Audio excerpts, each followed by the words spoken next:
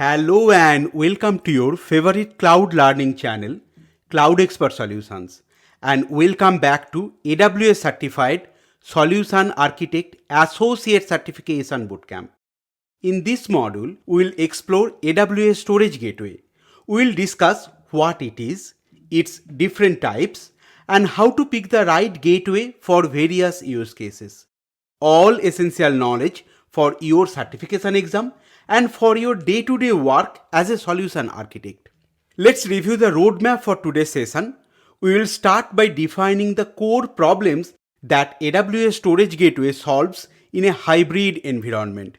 We will then provide a high-level overview before diving into the four specific gateway types: S3 File Gateway, Volume Gateway, which includes both cached and store mode, and then the tape gateway. We will also cover the hardware appliance option for those who cannot run a virtual machine. By end of this module, you should be able to identify which gateway is appropriate for specific business need on the exam.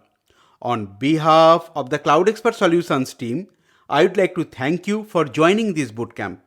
Let's get started. We will start with the why, that means the problem solved by the AWS Storage Gateway. When organizations already have significant on-premise infrastructure and they need a seamless, efficient way to integrate that existing environment with the scalable, durable storage service of the AWS Cloud like Amazon S3, the Storage Gateway is the bridge that makes the connection possible.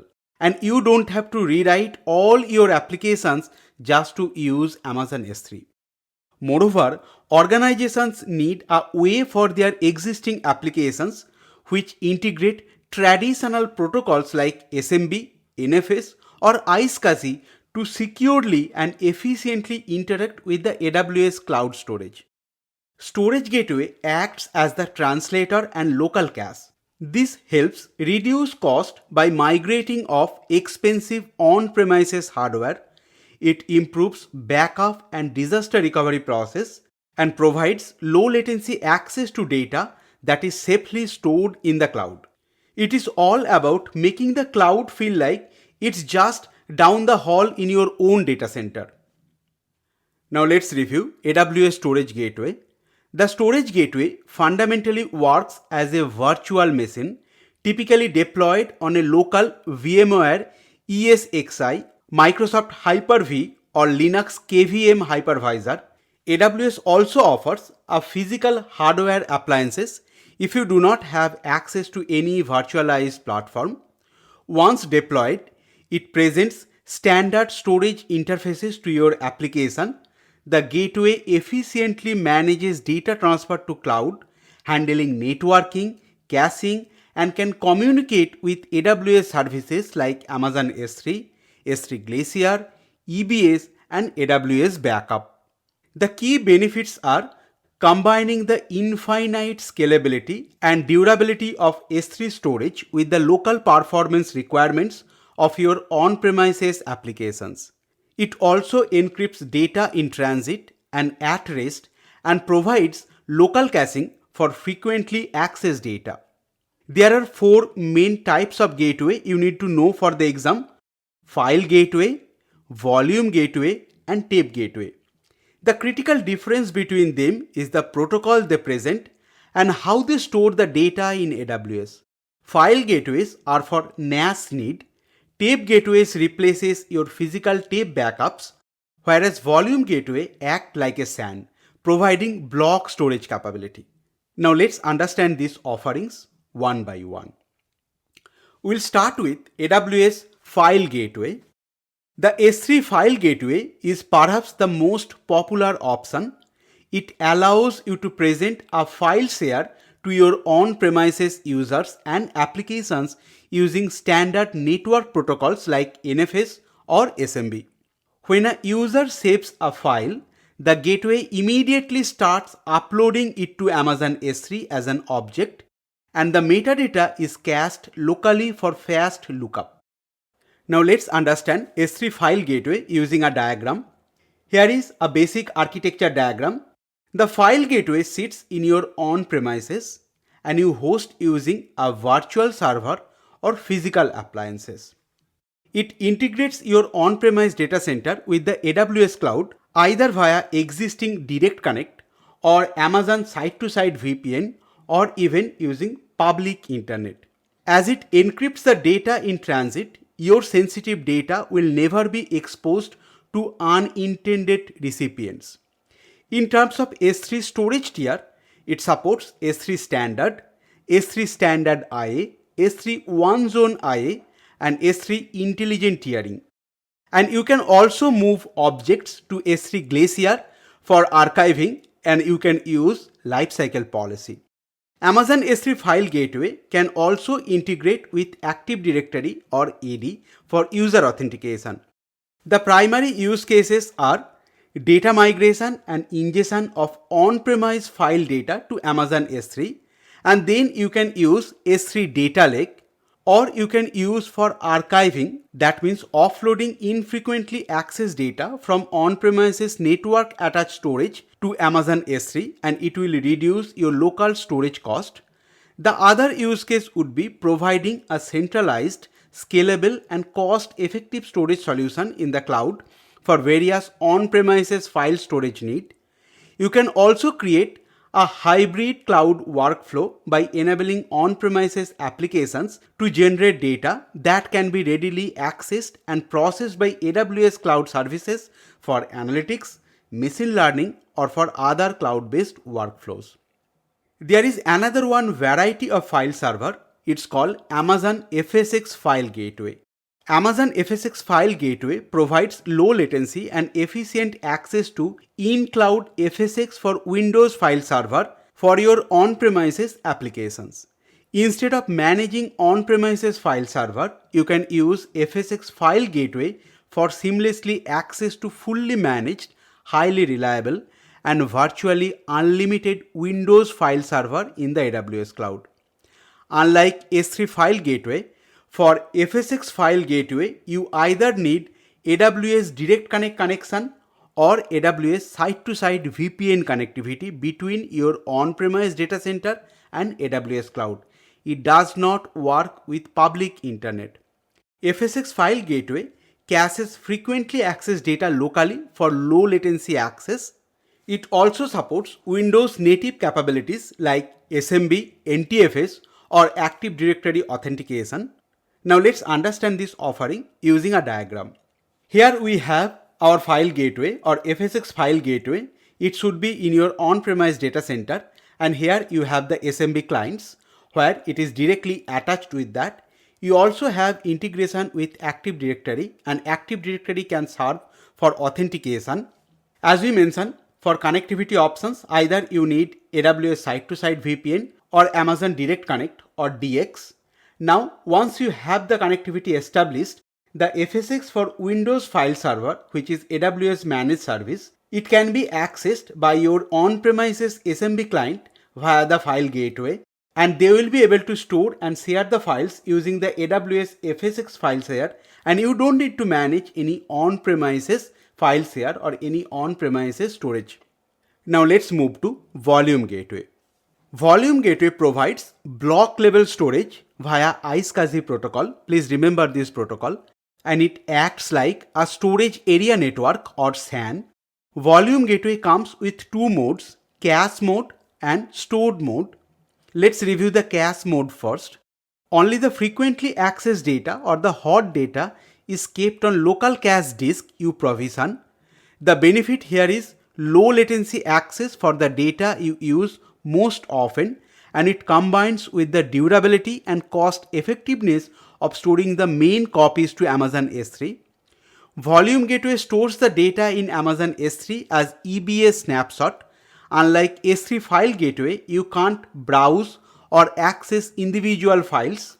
To access data, you need to first restore the snapshot as an EBS volume. Here is a diagram. Using the AWS Storage Gateway, Volume Gateway, your application servers, all the data will be taken as a snapshot, and asynchronously that snapshot will be stored to Amazon S3. Now, if you need to access the data, you can access the backup you can restore EBS volume and you can then browse the file from the Amazon EBS volume. The stored mode works in reverse of cache mode, where your primary data is stored locally on the disk you provide to the gateway. The data is still exposed via iSCSI. The cloud integration comes from taking asynchronous point-in-time snapshots of the local volume and saving them as EBS snapshot in Amazon S3. This is very important concept. And this provides a robust off-site disaster recovery copy. However, there is a trade-off, and the trade-off is faster local performance, but you still manage your local storage capacity, unlike the cache mode where S3 handles the bulk storage. You can use the stored mode if your application requiring extremely low latency and protecting local databases with off-site snapshots. This diagram common for both the cache gateway and the store mode. The only difference is when you are configuring store mode, you need to provision the local storage, or you need to configure all the local storage here. However, for cache mode, since only the hot data will be stored here, you need lesser volumes, or you need lesser on-premise volumes for cache mode. Now let's review the tape gateway. The tape gateway is designed for organizations that still rely on tape-based backup for long-term archiving, and this is often due to compliance reason. Physical tapes are a hassle. You have to manage the tapes, ship them to offsite, and then manage the hardware library as well. The tape gateway solves this by eliminating a physical tape library using an iSCSI interface. Let's understand this offering using a diagram. Like volume gateway, your tape gateway will reside on-premise. Here you have the gateway interface from AWS. Now all the backup servers, it will use iSCSI VTL or virtual tape library, and it will be copied over HTTPS in a tape library in Amazon S3, and it eliminates for you to manage and maintain tape library. When you are going to eject the tape library will be automatically pushed to tape archive in Amazon S3 Glacier or S3 Glacier Deep Archive. Tape Gateway works with existing backup softwares like Vim, Common Vault, Cohesity, and your existing backup software thinks it is writing to a physical tape library, but the data actually goes to S3 and can be seamlessly transitioned to S3 Glacier or Glacier Deep Archive for highly cost-effective long-term storage retention, as we discussed and as we have reviewed in this diagram. Please remember, Tape Gateway does not directly write data to S3 Glacier or Deep Archive. Virtual tapes are first stored in Amazon S3, often S3 Standard, and then archived to S3 Glacier or S3 Glacier Deep Archive for long-term storage. Tape Gateway is useful if you want to replace all physical tape-based backup with a simple cloud-based solution.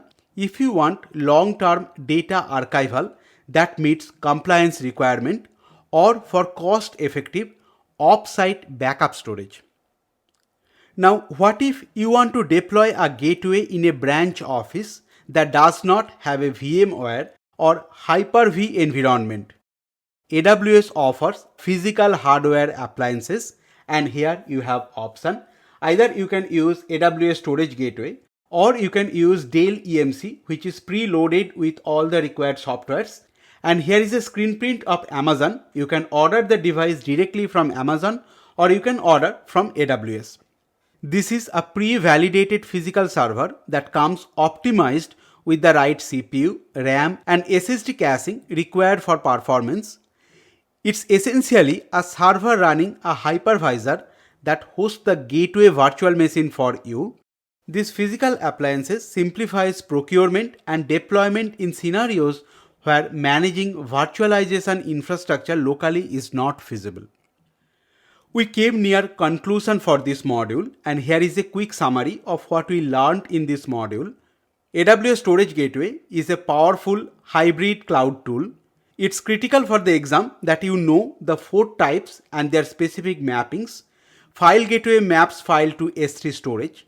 Tape Gateway maps virtual tape library or VTL to S3 or S3 Glacier. And Volume Gateway maps block storage via iSCSI to EBS snapshot in Amazon S3.